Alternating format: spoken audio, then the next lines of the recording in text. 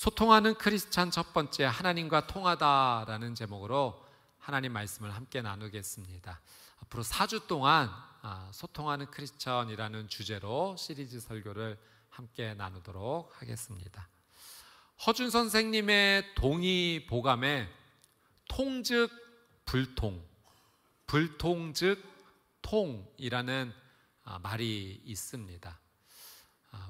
통하면 아프지 아니하고 통하지 아니하면 아프다라는 그런 의미가 있습니다. 우리 몸 안에 그 신진대사가 원활하게 이루어지면 아프지 않지만 막히면 아플 수밖에 없다라는 그런 의미입니다. 이것은 우리의 몸에 관한 이야기일 뿐만 아니라 우리의 삶에도 그대로 적용되는 부분이 있습니다. 요즘 우리가 많이 사용하는 단어 중에 하나가 소통이라는 단어가 있습니다. 이것은 막힘이 없이 서로 잘 교류해서 오해가 없이 하자라는 의미가 담겨져 있습니다. 단순히 정보를 전달하는 정도가 아니라 내 생각과 감정과 의지가, 또 상대방의 생각과 감정과 의지가 서로 잘 교류하여서 한 발자국씩 서로 양보하고, 그래서 오해가 없이 함께 신뢰를 구축하자라는 의미입니다. 제가 소통의 주제를 생각하다가 생각난 재밌는 유머가 하나 있습니다. 사오정 시리즈인데요. 여러분, 이 사오정은 말귀를 잘 못 알아듣는 캐릭터입니다. 하루는 이 사오정이 자기 여자친구를 데리고 이제 오토바이를 타고 드라이브를 간 겁니다. 이제 여자친구를 뒤에 태우고 이제 오토바이를 타니까 사오정이 너무 기분이 좋아진 겁니다. 자기도 모르게 속도를 높이게 되었어요. 뒤에 타고 있던 여자친구가 무서웠던 겁니다. 그래서 앞에 사오정에게 말했습니다. 오빠, 속도가 너무 빨라요. 사오정이 잘 못 알아듣습니다. 뭐라고? 속도가 너무 빨라서 무서워요. 소리를 쳤습니다. 그때 사오정이 뒤를 돌아보면서 이렇게 말했다고 합니다. 나도 너를 사랑해. 서로 소통이 되지 않았습니다. 말귀를 잘 이해하지 못했던 거죠. 여러분, 우리의 삶 가운데 이런 일들이 일어납니다. 분명 서로 대화하는 것 같은데 대화가 진행될수록 가슴이 답답해짐을 느낄 때가 있습니다. 우리가 서로 한국말로 이야기하고 있는데 마치 외국어를 듣는 듯한 느낌입니다. 대화하는 가운데 커다란 벽이 가로막혀 있는 것만 같고요. 이 둘의 대화가 서로 만나지 못하는 계속 평행선을 긋는 것만 같습니다. 마치 잘못 맞춰진 라디오의 주파수처럼 서로 다른 소음만 내고 있는 것 같습니다. 왜 그럴까요? 소통하는 법을 몰라서 그럴까요? 그렇지 않습니다. 이 소통은 기술의 문제가 아니라 마음의 문제이기 때문입니다. 성경은 우리의 삶의 관계 속의 모든 불통, 소통이 되지 않는 현상이 사실 눈에 보이는 사람의 문제가 아니라 눈에 보이지 않는 더 깊고 근본적인 단절에서 그 어려움이 시작된다라고 말합니다. 바로 하나님과의 소통의 단절이죠. 우리의 삶에서 수평적인 관계에서 만약 불통의 어려움이 일어났다면 이 문제에 앞서서 하나님과의 수직적인 관계 속에서 먼저 불통과 어려움이 있다는 겁니다. 배우자와의 관계, 자녀와의 관계, 직장 동료와의 관계, 교회 안에서 믿음의 동역자의 관계 속에서 만약 어려움이 있다면, 이 수평적 관계에 어려움이 있다면 우리가 먼저 점검해야 될 것은 하나님과의 수직적인 관계에 문제가 없는지를 살펴보아야 합니다. 오늘 말씀을 통해 예수님께서는 우리가 하나님과의 그 관계를 어떻게 통해야 할지, 어떻게 소통해야 될지 예수님께서 그 영적 비밀을 우리에게 가르쳐 주십니다. 그것은 바로 하늘의 언어, 기도입니다. 예수님의 이 말씀을 통하여 하나님과의 관계 속에서 소통이 일어나고 그로 말미암아 여러분의 귀한 삶의 수평적 관계 속에서도 하나님의 은혜, 통하는 은혜가 있으시게 되기를 주님의 이름으로 축복합니다. 자, 오늘 본문의 5절 말씀을 같이 한번 읽어보겠습니다. 본문의 5절입니다. 시작. 또 너희는 기도할 때 외식하는 자와 같이 하지 말라. 그들은 사람에게 보이려고 회당과 큰 거리 어귀에 서서 기도하기를 좋아하느니라. 내가 진실로 너희에게 이르노니 그들은 자기 상을 이미 받았느니라. 예수님께서 당시 종교 최고 지도자들인 바리새인들을 향해서 그들의 기도가 잘못되었다라고 말씀하십니다. 방향이 잘못되었다는 겁니다. 바리새인의 기도를 향해서 외식하는 기도라고 하십니다. 외식하는 자, 외식하는 사람, 이 의미에 담긴 것은 배우라는 의미입니다. 그들이 지금 기도하고 있는 것이 아니라 연기를 하고 있다는 겁니다. 하나님 앞에서 기도하지 아니하고 사람들 앞에서 경건한 척 지금 연기를 보여주고 있다는 겁니다. 그들에게 기도의 청중은 하나님이 아니라 사람이라는 거죠. 그래서 예수님께서 단호하게 말씀하십니다. 그들은 이미 자기 상을 받았느니라. 사람들에게 칭찬과 인정을 받았으니 하나님께서 주실 상을 받지 못한다는 겁니다. 또 이어서 예수님은 이 말씀을 하십니다. 우리 7절 말씀을 같이 한번 읽어보겠습니다. 7절입니다. 시작. 또 기도할 때 이방인과 같이 중언부언하지 말라. 그들은 말을 많이 하여야 들으실 줄 생각하느니라. 예수님께서 말씀하시는 또 다른 잘못된 기도는 이방인들이 하는 주문을 외우는 기도라는 겁니다.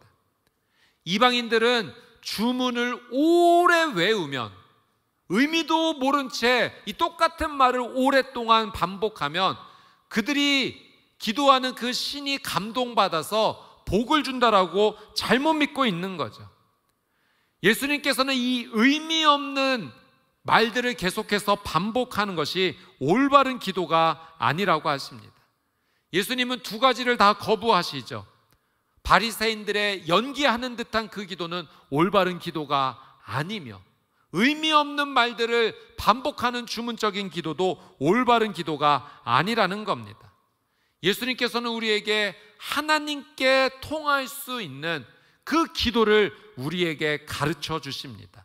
하나님께서 기뻐하시는 기도가 무엇인지를 말씀하십니다. 오늘 예수님의 말씀을 통하여서 하나님께서 기뻐하시는 이 기도의 모습이 어떤 모습인지 이 세 가지의 은혜를 함께 나누도록 하겠습니다. 첫 번째, 기도는 보고가 아니라 관계입니다.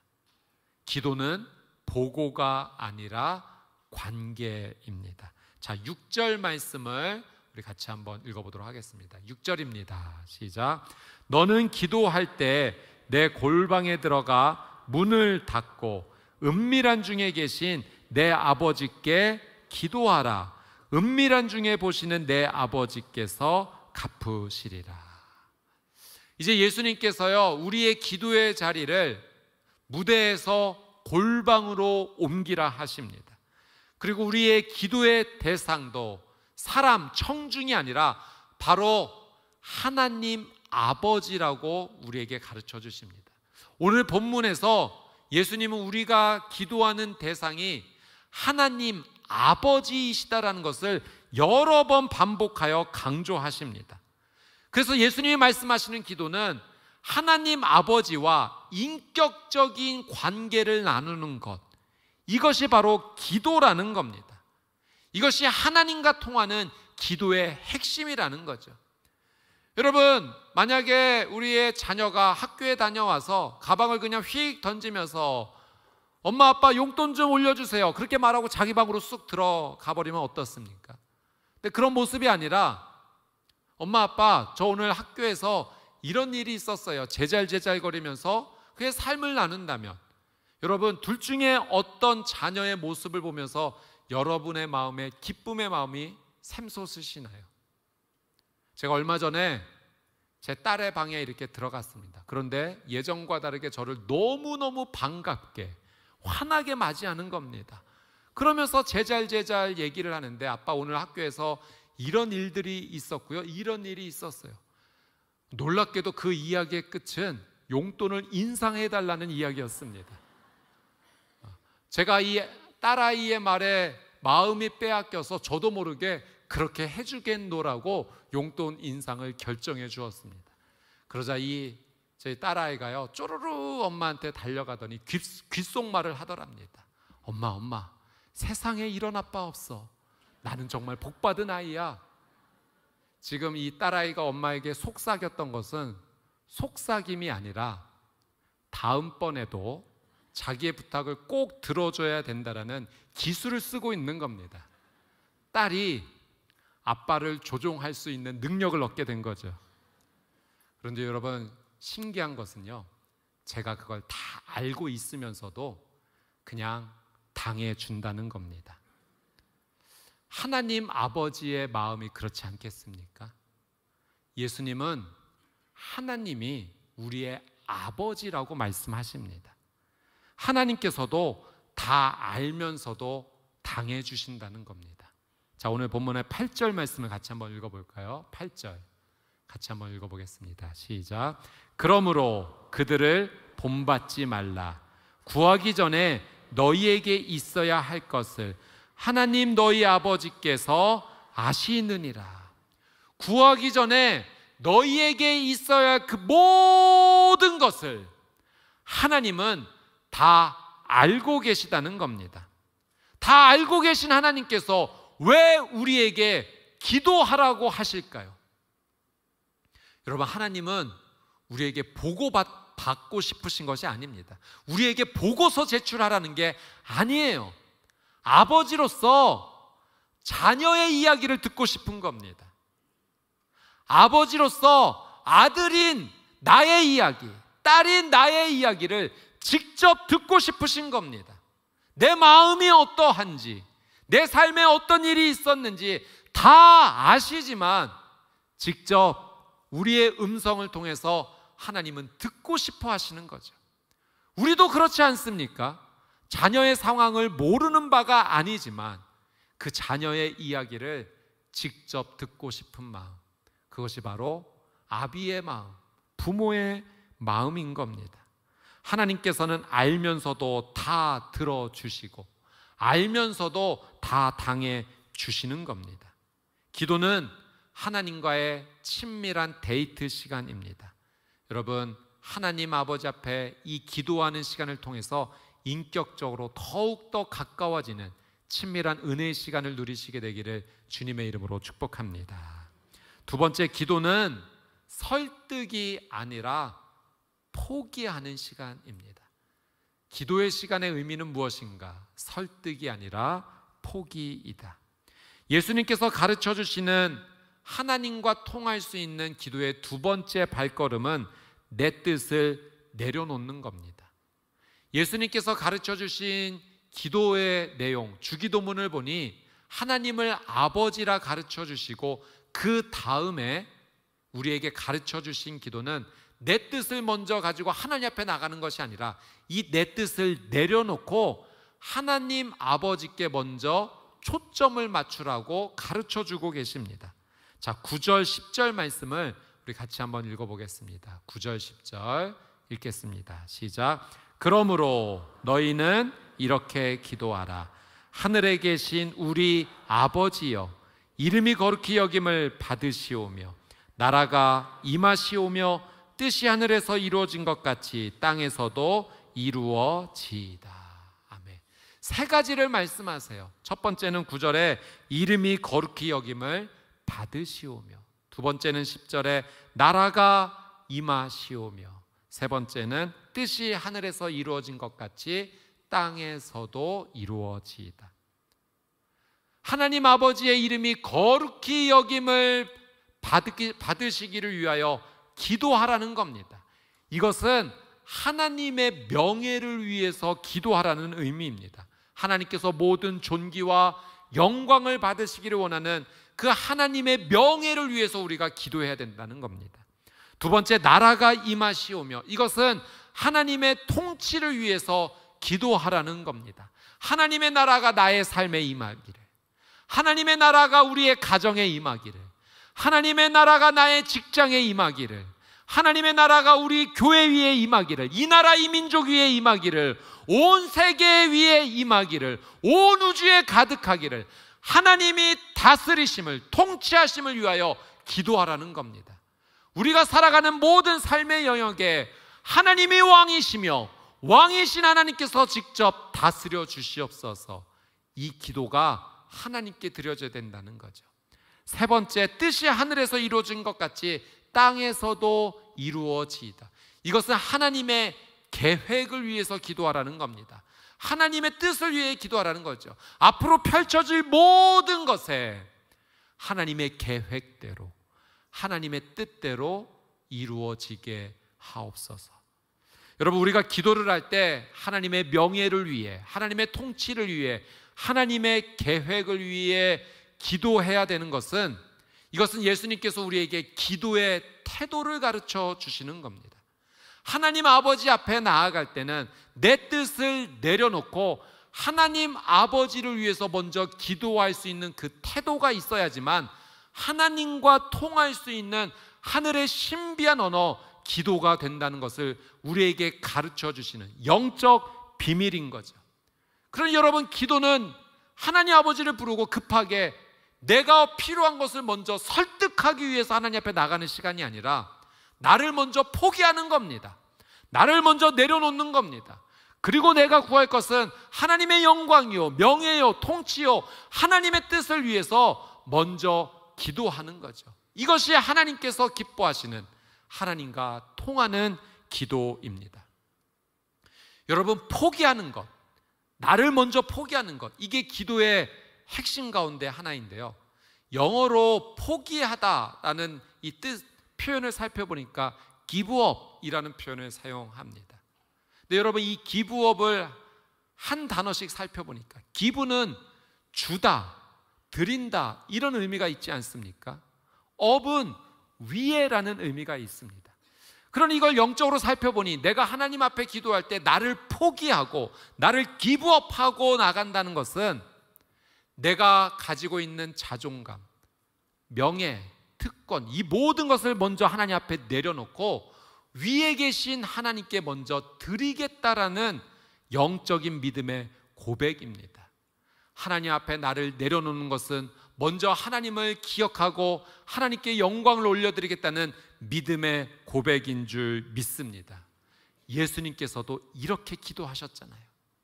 십자가를 앞에 두시고 겟세마네 동산에서 땀방울이 핏방울이 되도록 기도하실 때 give up, 포기의 기도를 하셨습니다. 아버지, 내 원대로 하지 마시옵고 아버지의 뜻대로 되기를 원하나이다.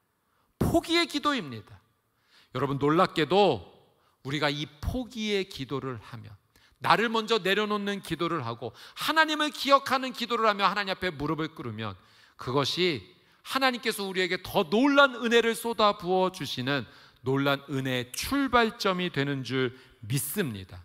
하나님의 영광을 먼저 구하지만 하나님은 우리를 더 큰 은혜로 덮어주신다는 거예요. 예를 들면 이런 겁니다.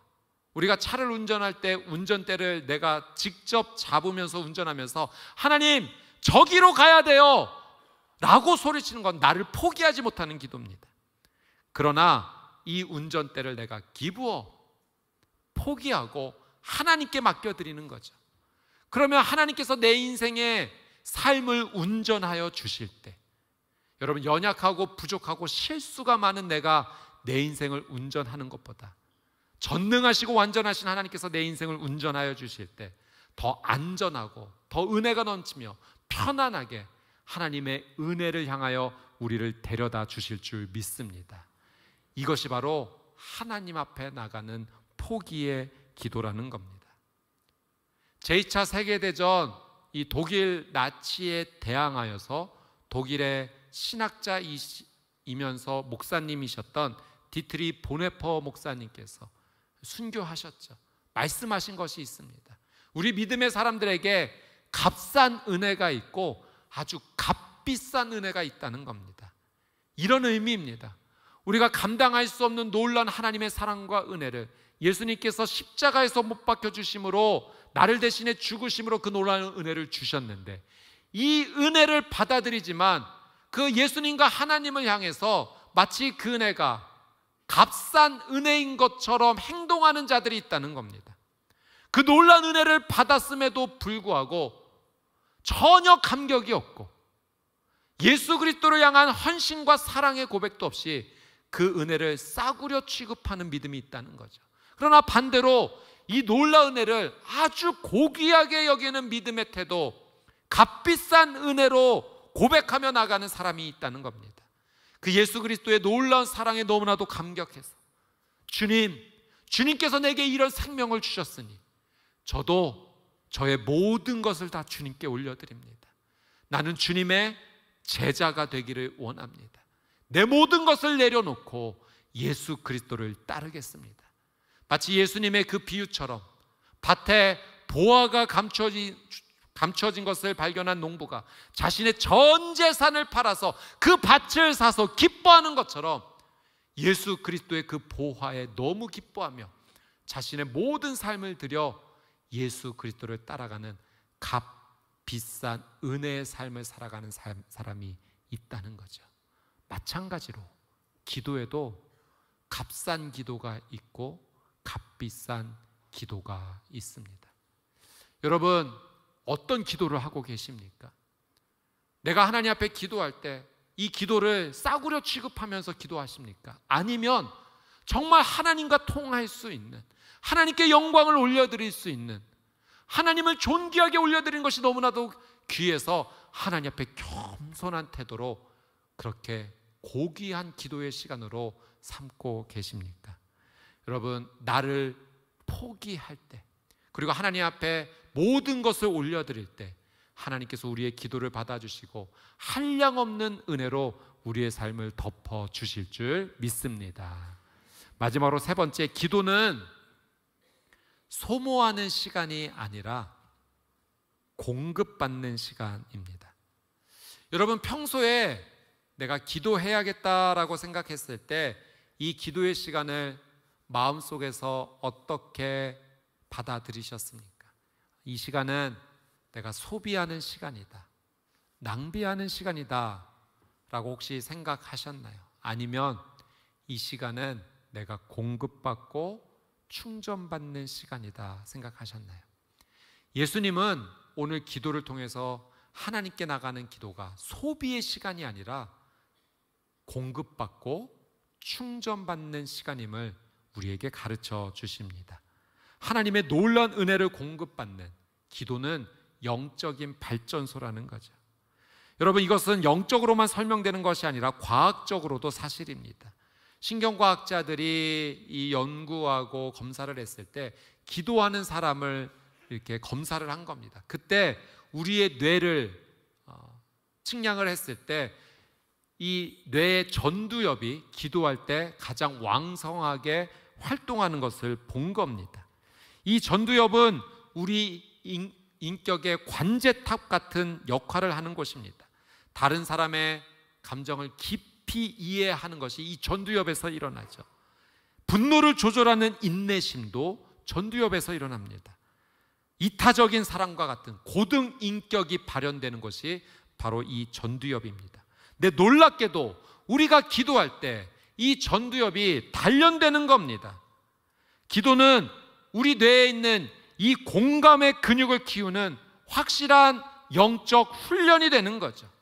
그래서 물리적으로도 이 뇌 가운데 변화가 일어나는 겁니다. 기도를 할 때, 하나님 앞에 이 기도의 시간을 가질 때 다른 사람을 더 깊이 이해하고 다른 사람의 아픔에 더 민감하게 반응할 줄 알고, 그래서 그를 더 따뜻하게 사랑할 수 있는 일들이 실제로 우리의 삶 가운데 일어나는 겁니다. 마치 이 기도의 골방이요, 우리의 인격이 예수님의 인격으로 다듬어지고 깎이고 다듬어지는 영적 수술실이 되는 겁니다. 고장난 우리의 관계를 살리는 이 모든 능력이 기도의 시간을 통하여 이루어지는 거죠. 나는 원래 그렇게 살아갈 수 없는 자였는데 기도를 통하여서 삶의 수평적 관계를 풀어갈 수 있는 은혜를 하나님께서 우리에게 허락해 주시는 겁니다. 그러니 기도는 공급받는 시간입니다. 중세 종교개혁을 단행했던 마틴 루터가 이런 신앙의 고백을 했습니다. 너무너무 일이 많아서 옆에서 지켜보던 사람들이 걱정을 했던 겁니다. 이렇게 일이 많아서 어떡하나요? 몸 상할까 걱정됩니다. 예, 오늘도 일이 참 많습니다. 이거 어떻게 해야 될지 사실 좀 걱정됩니다. 그래서 제가 오늘 결단한 것은 저의 첫 3시간을 저는 기도하겠습니다. 마틴 루터는 이 영적 비밀을 알았던 사람입니다.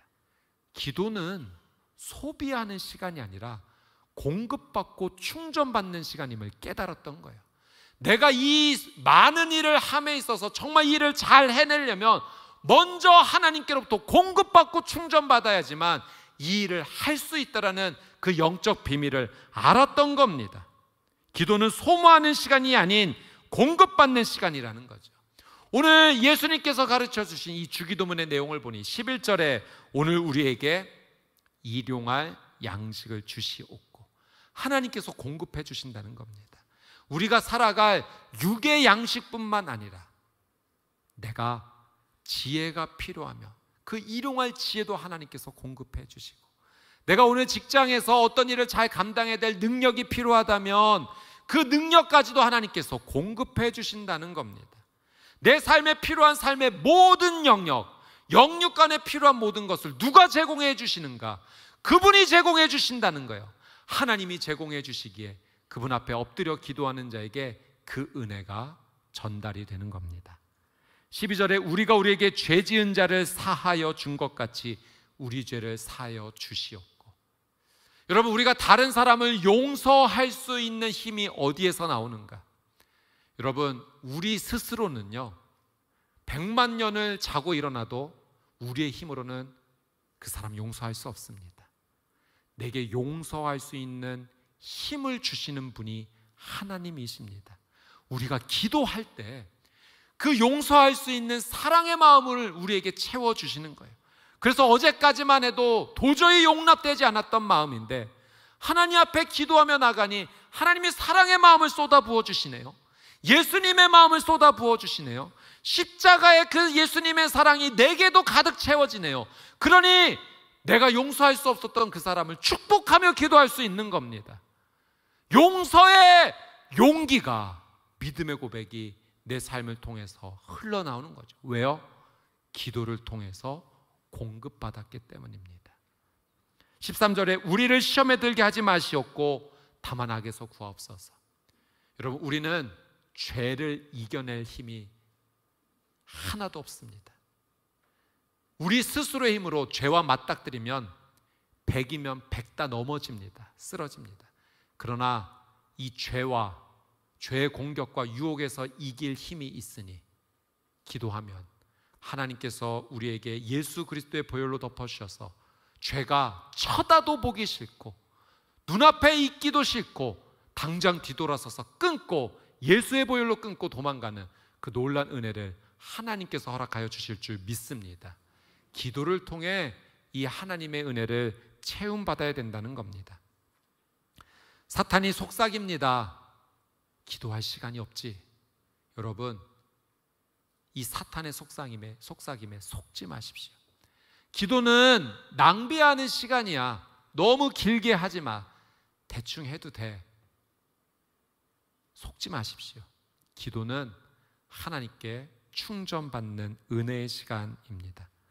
여러분, 우리가 핸드폰을 다 사용하지 않습니까? 핸드폰의 배터리가 다 떨어지게 되면 급하게 빨리 충전 케이블을 꽂지 않습니까? 왜 꽂는 겁니까? 다시 충전하여서 잘 쓰기 위함입니다. 영적으로 우리가 고갈되어 있는 채, 그냥 방전된 채 살아가면 영적인 능력을 하나도 발휘할 수가 없습니다. 기도는 하나님의 능력을 꼽는 케이블이에요. 여러분, 우리의 삶을 매일매일 하나님 앞에 올려드리며 기도해야 됩니다. 이 기도의 시간을 통해서 영적 케이블을 꽂아서 하늘로부터 오는 하나님의 능력을 공급받는 우리 귀한 성도님들이 되시기를 주님의 이름으로 축복합니다. 말씀을 맺습니다. 오늘 우리는 기도가 내 삶을 생명으로 시작하는 그 은혜임을 예수님의 말씀을 통하여 배웠습니다. 우리의 수평적 관계가 소통되기 위해서는, 통하기 위해서는 하나님과의 수직적 관계가 먼저 통해야 합니다. 사랑하는 여러분, 삶의 회복을 원하십니까? 여러분, 이번 한 주 어떤 약속보다도 하나님께 기도하는 시간을 먼저 약속하십시오. 골방의 시간을 마련하십시오. 우리 평촌교회는 이번 9월 한 달 영적인 부흥을 위해, 우리 개인의 삶과 가정과 교회의 영적 부흥을 위해 자발적인 릴레이 금식 기도로 함께 나아갑니다. 하루도 좋고요, 이틀도 좋고, 여러분이 하나님 앞에 믿음을 올려드리는 시간을 작정하십시오. 그리고 기도하십시오. 성전에 오셔서 기도하시고, 모든 예배마다 참여하시고, 삶의 자리에서 기도하십시오. 하나님과의 수직적 관계가 통하게 될 것입니다. 그러면 내 삶은 그때부터 하나님의 은혜로 사라지는 겁니다. 하나님과 통하여서 하나님의 놀라운 은혜를 누리며 살아가는 우리 귀한 성도님들이 되시기를 주님의 이름으로 축복합니다.